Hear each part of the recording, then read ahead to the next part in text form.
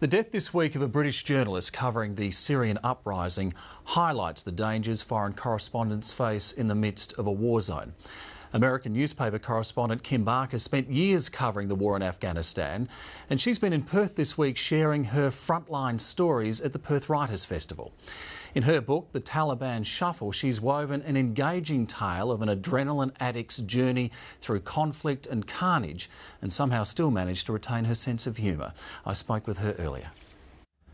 Kim Barker, welcome to 7:30 WA. Thanks for having me. Tell me, what is it about covering a war that takes a girl from Montana and turns her into an adrenaline junkie? I'm not really sure. I'm still trying to figure that one out. One of the things that struck me about your book was the way that you captured the contrasts in that sort of war zone environment. One minute you're meeting warlords, seeing suicide bombers and the aftermath of that. The next you're being pursued romantically and groped by medicos. I mean, it's a crazy combination of experiences, isn't it? Yeah. No, it's almost like you always feel like you're looking for the next big rush.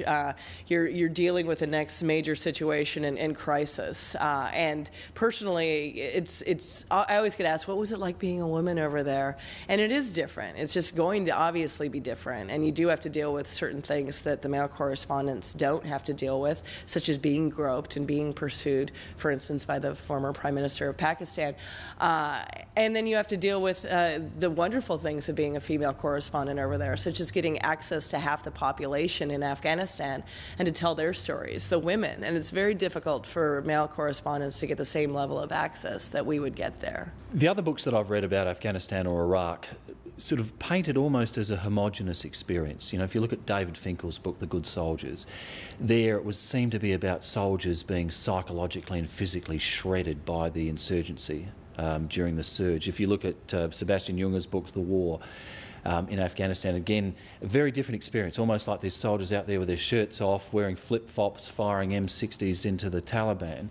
Your book, I think, portrays a much more complex picture, but you've also managed to find humour in it. Right, which everybody is always saying, how could you possibly find humour in a war zone? But there's a long tradition of doing that. And you're not talking about the laugh out loud, oh, that's a really funny joke you just cracked there. It's more like this dark absurdity that happens in a war zone, and really only in a war zone. And books like Catch-22 capture it, Dispatches captures it, and the whole incongruity of living in a war zone where you really can go from covering a suicide bomb in the morning to dinner at a French restaurant in the evening where women are sunbathing next to the pool in a place like Kabul, a place where Afghans aren't allowed to go because, of course, they serve alcohol there.